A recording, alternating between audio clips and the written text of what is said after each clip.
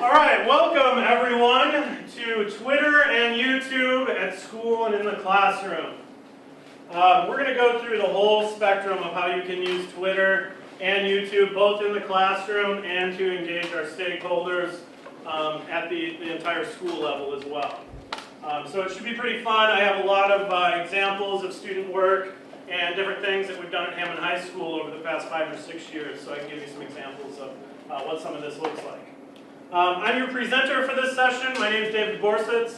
I've been at Hammond High School for 6 years, 5 of those years as the media specialist. So I took the school through our initial phases of becoming one-to-one all the way to where we are now with one-to-one with Chromebooks and all that fun stuff. So we are a very integrated school with technology, and I think you'll see some of that through this presentation and how we leverage the power of Twitter and YouTube. So as you walked in, you probably saw this collage, and I know sometimes, even though we're all from the same school district, most of you probably have no idea who I am. So I tried to sum up my last 5 or 6 years at Hammond High in pictures here, with my students and different fun stuff that we've done. So hopefully, while you were sitting and waiting, you had some time to look at that. And again, just to make sure, this is Twitter and YouTube, room 130. I'm your presenter, David Borsits. Make sure you're in the right place, and if you're not, you can stay. Welcome everyone. All right, so we'll go through some very basic stuff. We don't want to assume anything. We'll talk about what is Twitter. So if you go onto the Google and type, "what is Twitter?" ?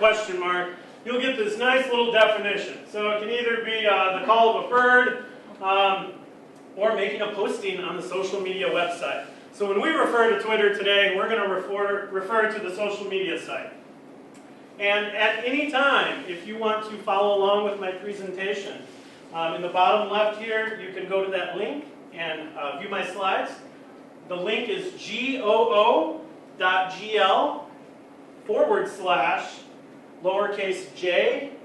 the number 9, lowercase m, lowercase l, capital F, lowercase u.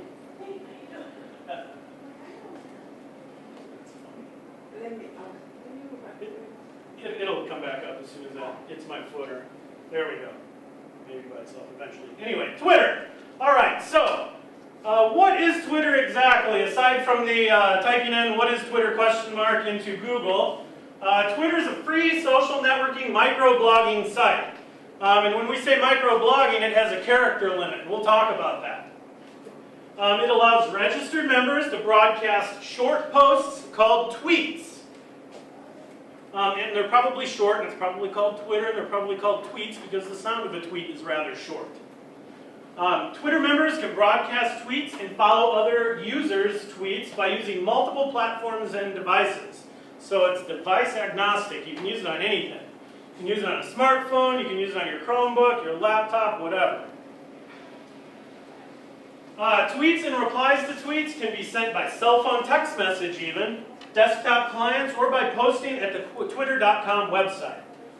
So that might be where you want to navigate right now. And if you didn't see the fun table outside the auditorium this morning with some of the college-bound workers, you could have set up a Twitter then, and I encourage you to do that here if you don't have one. While I'm presenting, you can do that. So when you set up a Twitter account, unlike the Facebook or the Google+, your account is public. So even if you're not a user and you have someone's username, you can go to Twitter and look and see what they've said. So, of course, you can follow people, but there isn't the friends thing or friends only seeing what you've posted unless you set your account as private. So it's public. It's for the world to see. And when we mentioned microblogging and short posts, we said that specifically because on Twitter you're limited to 140 characters, including spaces. So it's really short and concise. Tweets mostly consist of main ideas. And that's what the hashtag keyword is formed around. Maybe the main idea of a post, okay? And the hashtag for today's conference is on my shirt, if you're interested. And once you get that Twitter account set up, you might go in there and tweet that you're in a session learning about Twitter. And you'll tweet hashtag eLearnSCHK12. And then hyperlinks are often used in people's tweets, and if you post pictures, they'll come up as hyperlinks. So that's also something that you can do in the Twitter. And we're going to get much deeper than this in a little bit, but I'm just covering the basics right now. So far, does anybody have any questions about the Twitter? Right, moving right along.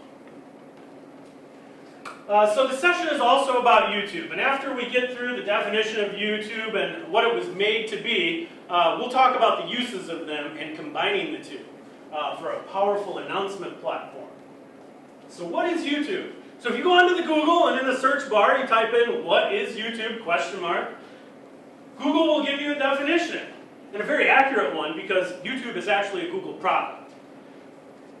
So it says YouTube, as a verb, upload a video of someone or something to the video sharing website called YouTube, or to search for or watch on YouTube. It gives you some sentences even.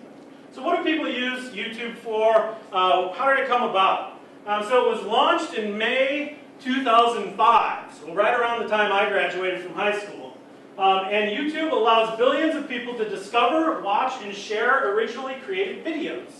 YouTube provides a forum for people to connect, inform, and inspire others across the globe, and acts as a distribution platform for original content creators and advertisers large and small. And this is directly from the YouTube About Us section. As I mentioned, YouTube's a Google product, so it's part of Google. And the great thing is, you already have a YouTube account. If you haven't logged in or you don't know, when you log into Google with your Hammond email address and password, if you navigate to youtube.com, you're already logged in. So all of you already have a YouTube account. So if you made a Twitter account earlier, now you're set in both things that we're going to talk about today. Another great part of YouTube, of course, uploading videos. How do they get there, right? You have to be able to upload them. So on YouTube, you can upload videos, and you can comment on videos. So as we start to talk about use in school later on, remember that you can always, when you post videos, you get an opportunity to get responses from people, or to have a dialogue about the content of those videos. And then track views. So sometimes that's really cool. Once in a while, if I get a minute of downtime, I'll go through and look at a YouTube channel and see how many views I've had on certain videos. And sometimes it surprises me, both positively and negatively. Sometimes I think I post a great video, and then I look and there's only 12 views and it's been there for a year. I'm like, wow, what was the point, right? All right, so what can we do with Twitter? A lot of things. Number one is tweet. So one of the first things, as teachers and as professionals, we can use Twitter as an informal professional network. And that's mostly where I started using it. As you go to these conferences, you notice that they publish hashtags, and they have live feeds of tweets and things up there. You use hashtags as a main idea, and then you can tweet about it, or you can search that hashtag and see what other people are saying. So it's a great way to kind of learn about something, or like cutting edge things like that. So by following other educators and searching hashtags, you can keep up with the latest trends, news happening in education, as well as communicate with fellow educators. All right, that's the best thing. If you go on Twitter right now and search hashtag eLearnSCHK12, you'll see everything that everyone's posted with that hashtag. And then if you see something that catches your attention, you could comment on it or reply once you make that Twitter account and start some dialogue about that topic. And then learn what your counterparts are working on. What's working and what's not working. That's the thing with technology. The first time you do it, it's probably not going to work, but you got to keep doing it. And having a support system or that professional network to rely on, that's how you get better, and that's how you get over those hurdles. Other things that you can use it for in the classroom. And when I student taught originally, there wasn't a lot of technology or anything yet in Hammond. It wasn't widely used. But there were a lot of my students, when I was student teaching, on Twitter. So I kind of used that to post like hot topics or like interesting questions. And if I could get a couple students at the time, maybe just 2 or 3, over the course of a week to reply to my tweet or to search my hashtag or look at my Twitter handle, and I could have some dialogue with them, I gave them a couple points extra credit maybe. So, I mean, it was widely used at the time when I first used it student teaching to require it as an assignment. And I also couldn't guarantee the kids had access. but I used it, you know, and that's kind of where all of this started from. So now everybody has a Twitter. You get students to start following you. You can use it for lesson review. Like I said, post a question maybe about the day. And if you can get some students to interact with you, that's great. Because that's taking learning outside of the classroom walls, even if you're only touching a few initially. You can use it for student reminders. So like at Hammond High School, we have a building-wide hashtag. And it's hashtag #WeAreWildcats. So if you go on that hashtag, the majority of our teachers in the building that use Twitter, they hashtag everything that they post on Twitter with that hashtag. So from our building account, sometimes I'll go in, I'll search that hashtag, and I can see what's going on with all of the teachers and things that they're posting. And then I can retweet those things from the building Twitter handle. And I'll show you some of the pluses to that in a little bit. And then the big thing, the point of all of this technology really, is to expand our school day, to expand our student learning, to expand the amount of time that our kids are thinking. And that's what you can do with Twitter. You can keep your students thinking after class by posting those interesting questions or thoughts about lessons. A little later on, you'll see some examples of how we've used Twitter and YouTube together for school announcements. And we've done it a couple different ways. And I'll show you examples. But at one point, we had a student-led video announcement that went out a couple times a week. And then at the moment, we have a daily video announcement that goes out as kind of a slideshow. And then broadcast important information. And if any of you are part of your school's website or talk to maybe your school webmaster or anything like that, I'm going to give you some really cool pointers. Or if you have a classroom website even, I'm going to give you some cool pointers about how you can keep that web page fresh without necessarily logging in every day to the website and updating it. And I'll show you what that looks like. So those are some of the things that you can do with Twitter. What can we do with YouTube? Lots of stuff. So you already have a YouTube account. You can post videos, updates from your classroom. So a lot of people, or a lot of teachers rather, have mentioned to me that they have parents that want to be able to see their Google Classroom, or they want to know what's going on in class. But unless their student shares with them their Google login information, they can't see what's going on in that Google Classroom. So I often have teachers that are looking for an outward-facing portal for parents and for the community to show what's going on in the classroom. And sometimes, what better way? So if we're scrolling through a news article or something like that, what draws our attention? We look for those videos sometimes. Or if you're reading an article and you see a video included in that article, sometimes you'll stop reading and watch that video and see, maybe I got enough information from that, I'm not even going to finish reading that article. That could be a great way to sum up a week in your class, is to take with your cell phone, or if you have a video camera that you can check out from your media center, just a couple seconds of video, 10, 20 seconds of video every day, and then maybe put together a little video collage of things going on weekly in your school or in your classroom. And that could be a great way to show your stakeholders, your parents, your community, what's going on inside your classroom. So you could sponsor a video. As a teacher, if you don't have video announcements or anything like that going on in your classroom at the moment, you might choose to volunteer and sponsor maybe a weekly or monthly newscast. Get students together, collect your announcements that go out whatever way in your building, and have your students do a presentation and just record that. And the great thing is, we don't have to have some crazy platform in each classroom to watch those announcements then. You just have to have your projector or your computer screen or your TV, and you pull up YouTube and you watch those announcements. And then record and post school performances. So if you have a holiday event that happens, get somebody to record it. I see people with their cell phones and everything. That cell phone that you have that you're recording with has as good a video, if not better, than most regular video cameras these days. So if you had say a Christmas performance or something going on at school, have a student or have another teacher record that performance. And YouTube has very basic video editors, so you don't even have to do that. You can upload it and edit it once you get it into YouTube at a very basic level. And then video projects for students. And most of these things I'm going to show examples of in a little bit, guys, but I just want to get the juices flowing in our mind.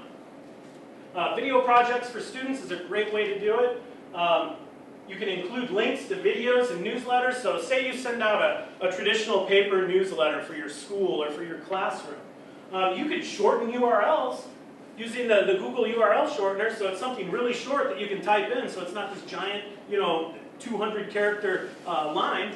You could shorten the URL, put it in your newsletter, and then parents get that newsletter at home, they're reading it, they see the short little link that might be like 10 or 15 characters, they can type it into their cell phone or their computer, whatever they have, and see that video as well.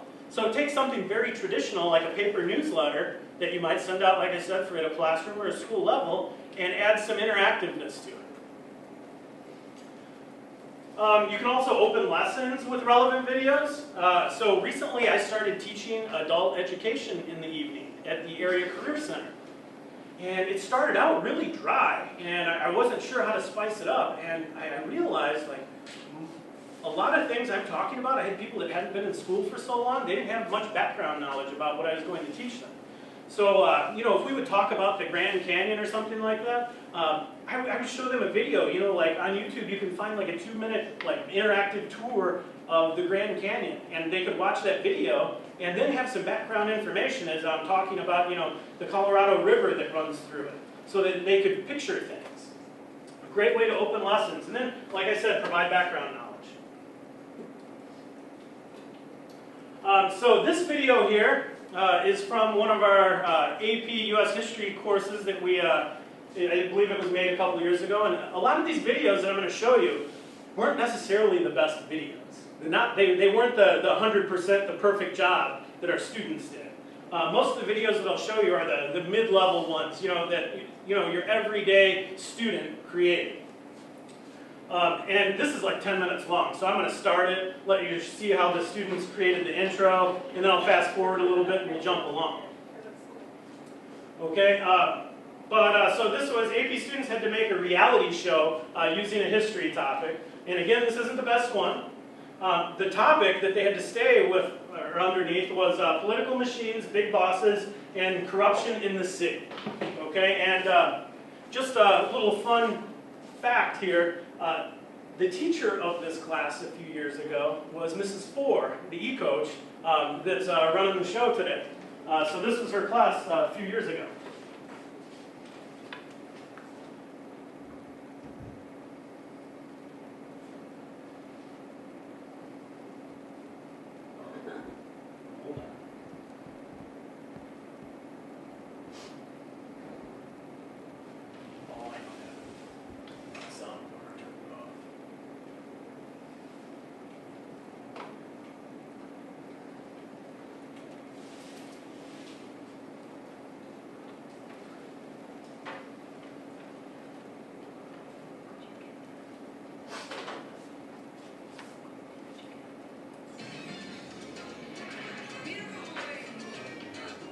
I'm going to turn it up pretty loud because when the students start speaking, it's going to be lower.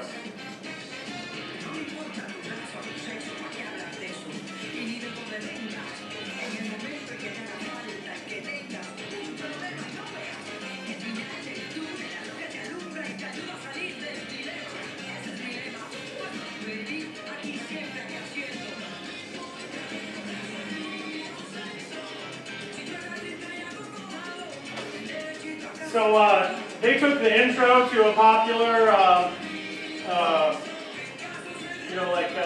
law show, like reality TV show online. They use that as the intro, and then they'll fade out of it and in. It's not good and shower down roses, but it's the receiver that has to walk through the thorns and now it's false expectations. And something I want to point out in the video is they didn't use any advanced video editing software, and we're not really going to watch this for content today, but rather just to see what they did. The man with props to me. He wants what he wants, he's going to have to do what I want.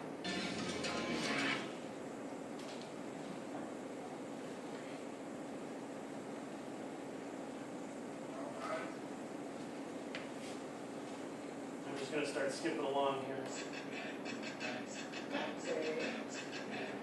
There's a lot of humor to it. Get your truck. Bumpy, you can find details.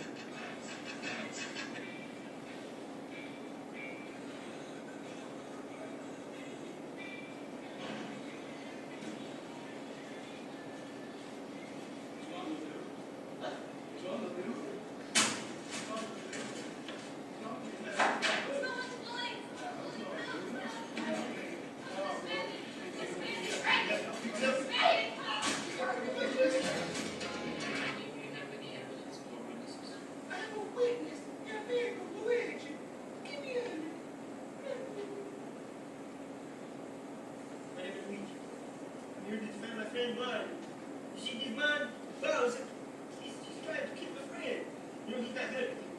You know, he deserves his rights because he's a free man in this free world. You know, and I'm just trying to help him out as a brother. I think they were trying to do an Italian accent. And you see this man, he was once an immigrant too. So he should see and feel how we feel. Do you have any witnesses? Is this video footage off of their phones? I think they used a Surface tablet at the time. And then how do you, how was it pieced together? So they just, iMovie or like? no, I think they just used We Video. It's a Google app. Or, well, not a Google app, but it's in the web store for Google, yeah. Since Boss Tweet has understood you, you are now required to pay 300. Yeah, We Video, it's a great video editing app that you can use on your Chromebook. And with the Chromebook, like, unless you have the Lenovo model that has the camera that rotates to face forward, it's kind of awkward because you'd have to hold up the Chromebook to use a webcam, but it's still doable.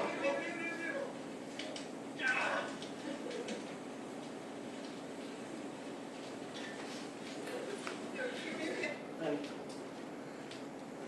so they tried to set up like a, they just used just normal things that were around to set up as props to kind of, resemble a courtroom. And then you start to see we get some of that content that comes in the end and some of their captions and things like that. Better. And unless you were the teacher of that class or unless you were in that class and know exactly what's going on, it's probably really hard to follow.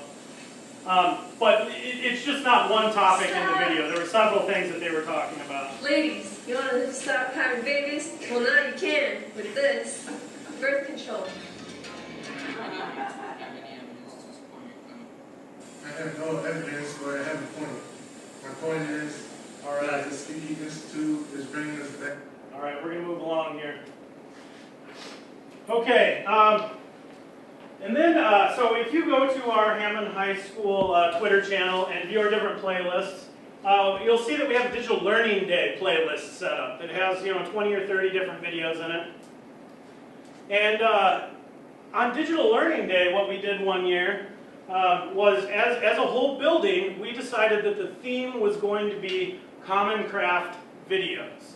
And you'll see an example on how to make one here in a few minutes. But what I did was I put together a video that explained what a Common Craft style video was and how to set one up for it. And this theme was about 2 years ago, and at the time we had Android tablets. So you'll see that as the device used in this video. What we did based on the classroom, some of them were like algebra classrooms, others were a literature classroom, and some social studies rooms.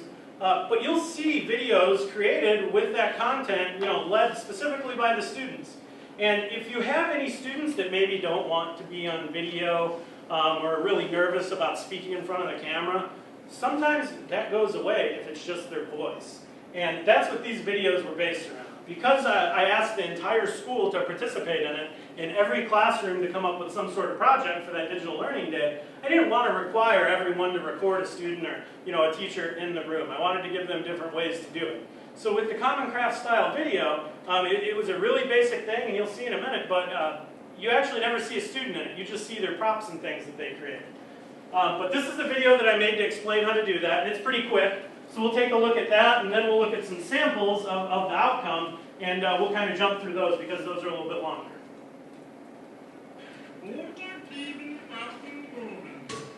One thing, I want to turn the volume up before.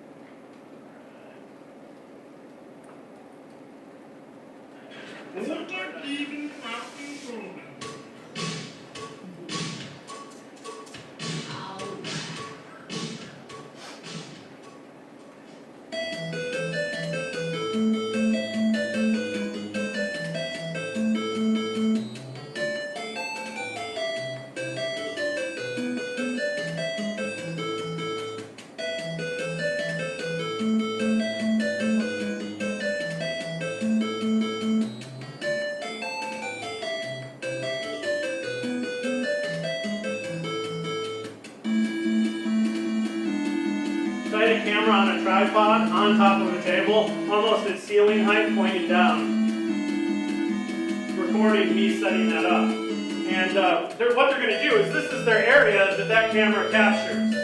So that's what they're going to record later on.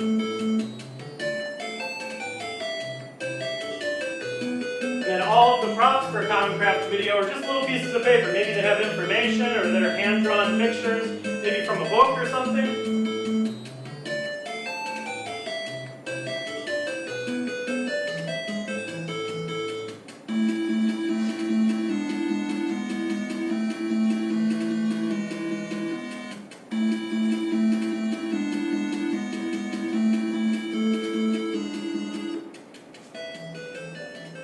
I mentioned to press the record button because I made it through an entire thing without recording when I did that.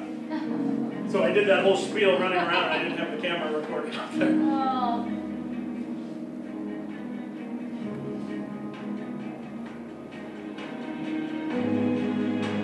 So this isn't the video that you would create in the classroom. This is showing you how to create it. Did you use the video too? I think with this one, I made it on my desktop and I did just Movie Maker. But what the students were using on their tablets was the video.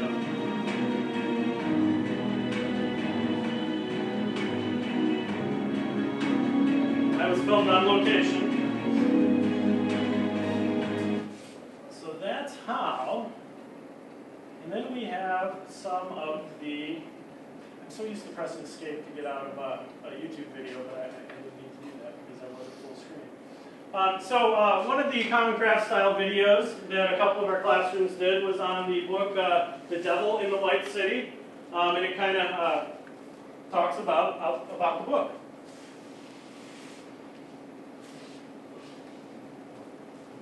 Okay, so our story was Devil in the White City, and then we start off with Chicago. Except it takes place in. See, and then the students don't have to be on that video. There was some artisticness going on. They created some actual, paper props and some artwork. Daniel Burnham and his friend John Root. These two men were given the task to design the Chicago's World Fair.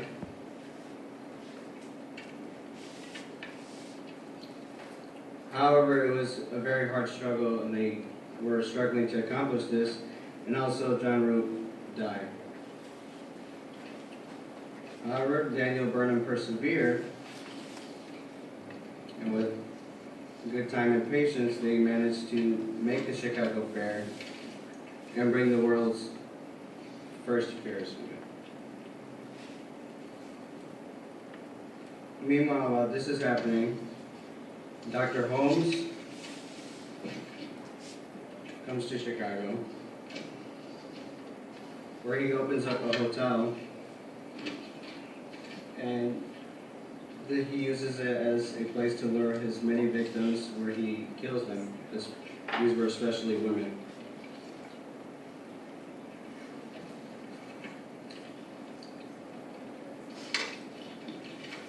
At the end, we see that we have the two men, Dr. Holmes and Daniel Burnham. And here the students used a piece of white paper on the See how they table. both use And their the important two thing is, like, when you set up that lines, device however, above one it, or the that other. you mark out on your tabletop, either with tape or if you have paper out, make a line of where that camera captures, so you know where to keep your props in. Stop going over there. All right, and then do we have any math teachers in here? Sometimes it's really hard to get a math teacher to use technology or see ways to use it. And one of the things that we did when we did the Digital Learning Day with the Common Craft style videos is we created some remediation videos. So our upper level math classes created some remediation videos that our math remediation classes could use to learn how to do some problems. So this video was solving for elimination, and there's several of them on there. And it's really simple, same idea, and it breaks the problems down step by step.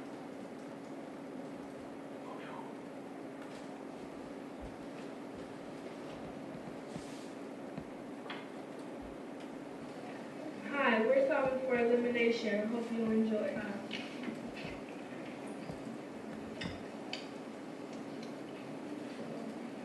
First, you have to make sure that you have common coefficients with either the x or y.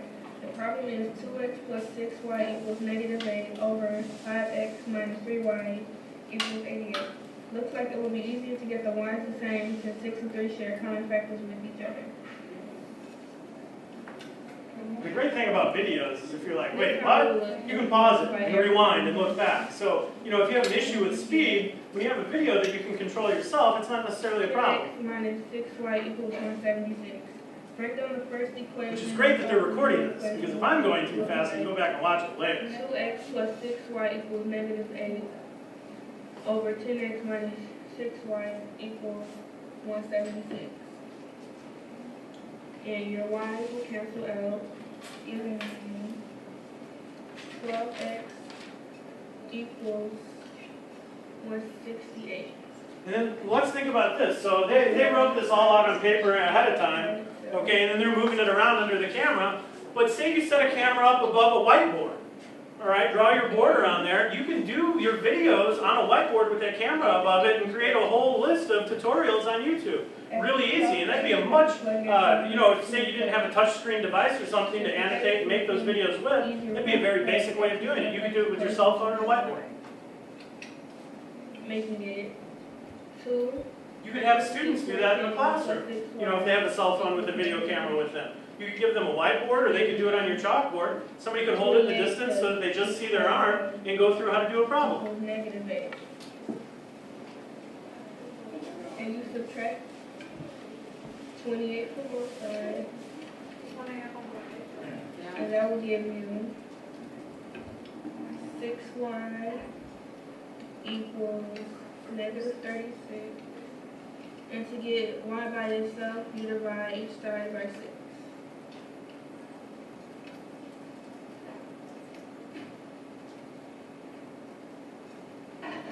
And y equals 6. The last thing you have to do is put it into ordered pairs. And your ordered pair would be, in parentheses, 14, comma, negative 6.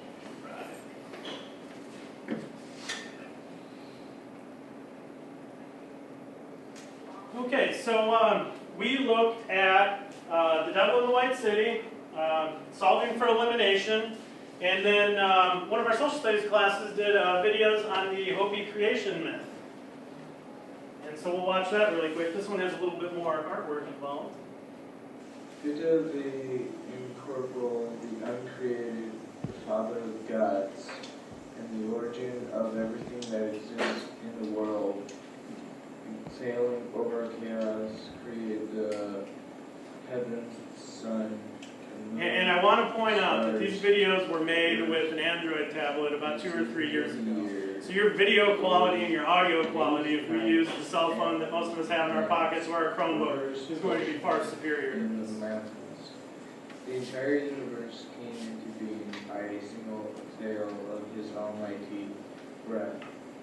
Once the universe had been created, he gathered together, and after the symphony and harmony of the cosmos had been organized. So you might even do some a cross-curricular project. Say you work with your art teacher in your building and say, hey, my students might be, I plan on doing a common craft video with them. This is going to be the topic, and they might be able to come up with some of the props and things and do that in art class that they would use in those videos back in the classroom. And this became great Zapotec Nation, which grew and people the downplay which stretched to every. I mean, these guys put a little bit of time into their art. Awesome. All right. So last year we had an interactive media class where once or twice a week we would do a daily announcement video. Sometimes the students in that class would go out in the field and get footage to bring back. Other times it was just like in studio. And then recently this year we do our daily announcements via a PowerPoint that I save as a Windows Media video and then drop into YouTube. And this is kind of where some of this starts coming together.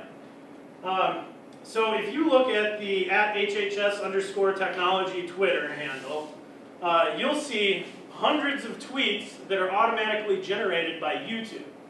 So anytime I post a video to YouTube, YouTube automatically posts to my YouTube channel and says, hey, I've added a new video titled this, and here's the link to it. And sometimes it gives you a thumbnail. So on a daily basis, I get the next day's announcements in the evening, and I send them out to our digital displays that are in the building. But also, when I upload it to YouTube, it sends a tweet out to the building-wide Twitter handle. So any of the parents or teachers or community that follows that see our announcements. And I'll show you some cool website stuff in a few minutes of how it automatically keeps my homepage at Hammond High School fresh. Is that tweet automatic? Yes. Yeah, there's actually, when you upload a video to YouTube now, if you have your Twitter account linked to it, and even if you don't, there's a little Twitter box to check. And when you check that, it'll automatically post to Twitter. And if you don't have that linked, it'll have you link that when you check that box the first time. And it works really well. And it gives you a little text box so you can type in additional text or put some additional hashtags. And I'll show you what some of that looks like.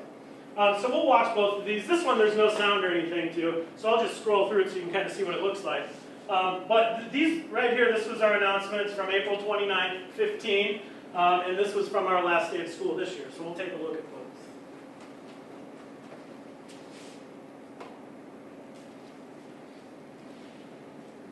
Dr. G, I think you're in this one towards that. Because you know I'm all about that bass, about that Building wide in the bass, morning, no trouble. everybody would watch this I'm the all first about 2 minutes of the day. about that bass, no trouble. I'm all- Good morning, Hammond High School. I'm David Sanchez.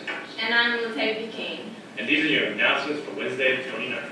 Hammond High creates and supports productive stakeholders by Go through our vision and mission statement. They recite that. This might be something that you do over the intercom already in your building. Core values. Our values. Hammond High builds respect, discipline, relationship, and a lifelong learning.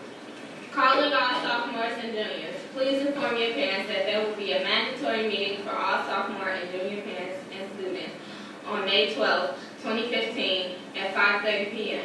The purpose of this meeting actually will be gets to really inform entertaining. parents and Like, students it's 8 about minutes the long. I'm graduation. going to skip through some parts, but there's some Counselors parts that will are be fun. present to explain where your child stands We used on a lot of the humor. graduation. Please plan to attend.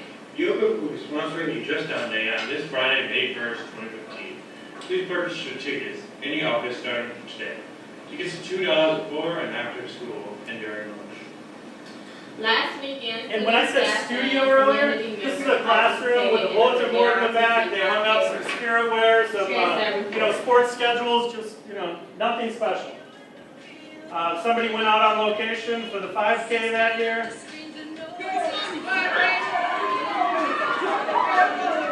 And if you look at our Twitter handle, or not our Twitter handle, but our YouTube channel, and you go a year back, you'll see, we had about 50 of these. So they did 1 or 2 a week. Okay, guys, first runner coming back. And I believe that they edited this with Movie Maker, so something that all of our classroom computers already have installed. So again, no special software. This is rather lengthy, so we'll jump to several here. Yeah, still going. ROTC 5K run. So And they interviewed one of the organizers. First off, how was it? Did you run or you walked? I walked in the event and I ran. Oh, okay. It was all good, worth every bit of it. So you plan on doing this next I year? plan on doing it every time they have it. Okay. And I just want to ask, what made y'all want to do it? Remember to share your dress pictures with the office for approval. Grand March will be held at Hammond High. And then on this one we have principal address. So Dr. Goodlow in the back here. Good morning, Wildcat Country. Dr. Goodlow here. This is the administration's address. I'd like at this time to welcome back, returning Miss Ladner. Good. Our prom is coming up this weekend, May 2nd, with the Grand March and the prom itself. The one thing we want to talk about is everybody please be safe. We don't want this to be one of those stories as far And as. how great does that look to your stakeholders and your community when you're publishing something like this that you're completely transparent, anybody can see it, you don't have to be logged in, anybody in the community can come and watch our announcements. JRTC, Major Sterling, Sergeant Jones for their participation in the 5K. English 10 was the goal. Also, I recognize those students. Now can we get... So then they run credits at the end, and in that class, the instructor had fun names for all of the kids that were part of it.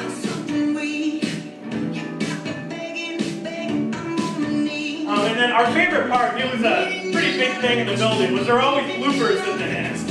And I love the bloopers. And at that point, we had countdowns into the school. Okay, my name is Latavia King, and I have a public service announcement. I will be going off on May 23rd, and I need to go global, you guys, because, like, I'm telling y'all, I'm gonna be really fine, for real. Everybody gonna be my boyfriend, because I'm gonna be so fine. Like, okay, so everybody who has Facebook, Instagram, everything else, Snapchat, I'm gonna need y'all to share my pictures because I will be global. Okay, thank you.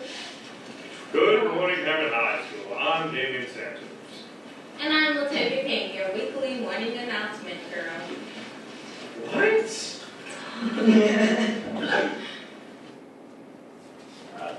So that was really great. So that's when we do our video announcements. And that might be something you do once or twice a week or even once a month. And it just, the bigger the time span, the more content you might have for it. And you can plan that out, maybe have a class that volunteers to do it. But something that we all can do, because we all have daily announcements, or we create a list of announcements that are read over the PA, any way that you do it. What I did was I went and put together, and I created this template actually before we went Google. And this is actually done in PowerPoint, and I'll explain that a little bit. But I created a PowerPoint template that had the exact information that I needed. And in that template, I put the Twitter button and our Twitter handle and things that the person that I gave it to can't change. And then our office staff, the secretary that does the announcements and everything, she goes in and she updates this on a daily basis. And it gets emailed out to all the teachers every evening and all the students every evening. So it goes out in email. And then when I get it, I take it and I save it as a video. So from PowerPoint, you can just save as and choose video. And then I upload it to YouTube.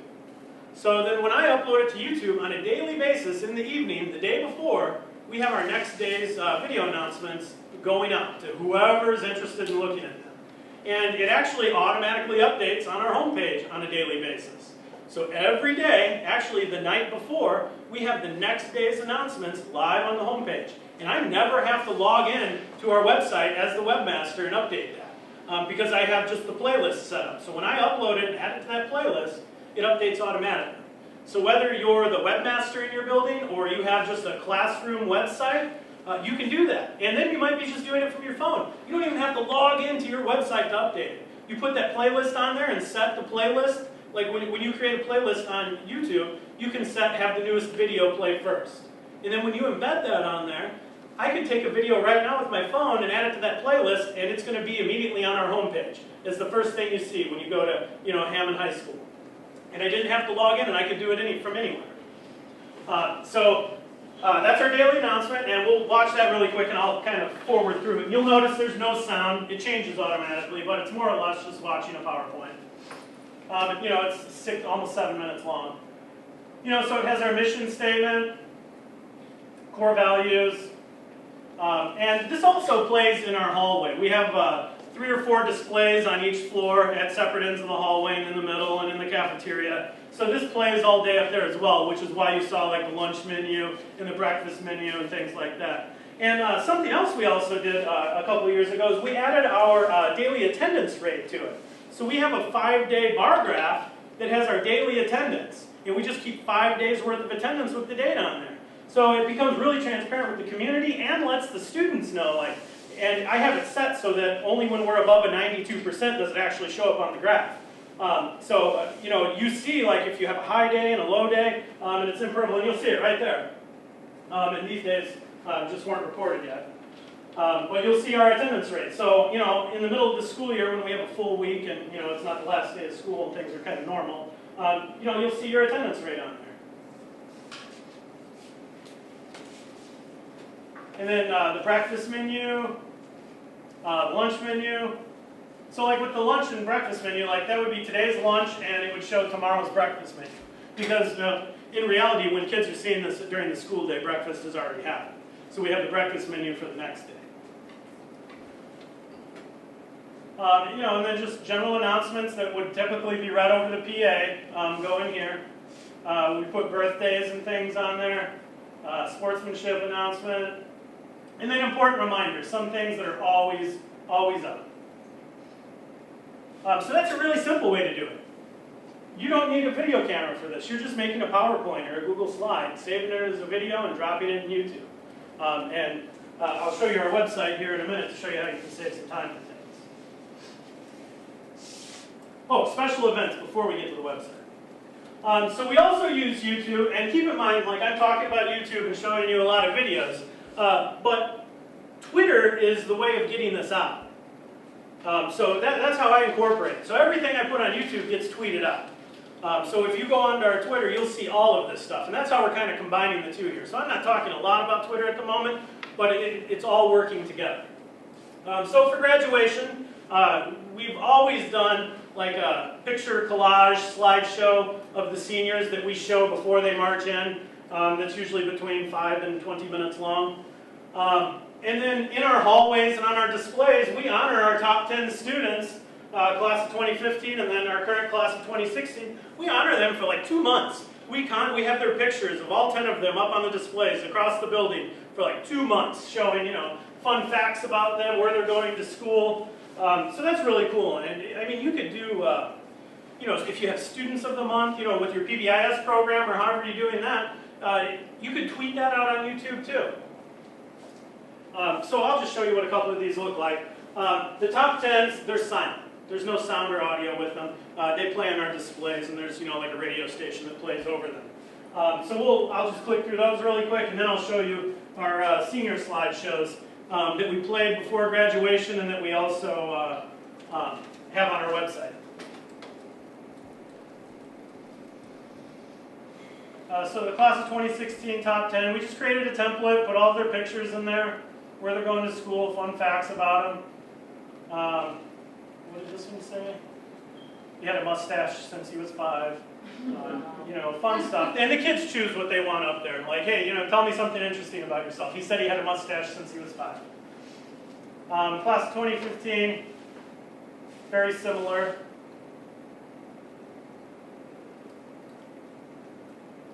Val's hair had been every color of the rainbow while she was in school. She likes cheese. You know, fun thing. So, and then and then this is just pictures. This isn't even video, just pictures with audio. But, and then the music that goes with it was from the #1 song from each of their years. So as they were freshmen, this was the #1 song at the time. Yeah. And then as far as I know, these are going to be on YouTube forever. So how cool will it be in 30 years to look back and like, oh, that music that goes with pictures.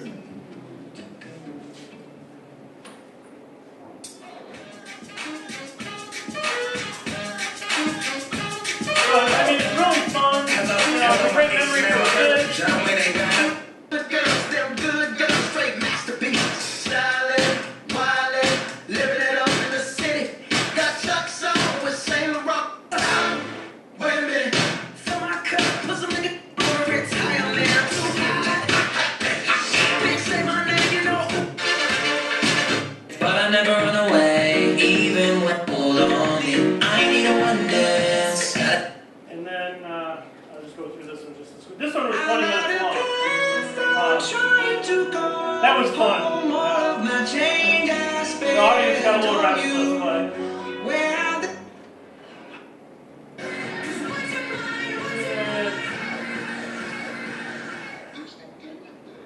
And then, have you guys heard of vocabulary? So at the end of this picture slideshow, we actually took that vocabulary video for 2015 that was the last 18 years in review. And we put that at the end of it. And I'll click that. 10 years in rap. Rock with us on the So Vocabulary is another great website if you haven't heard of it. Jot that down. Check it. Hey, you were born so little about this size. The world has changed a lot since you arrived. So let's spin this record back 18 years. And for all these pictures, you can do it a couple ways.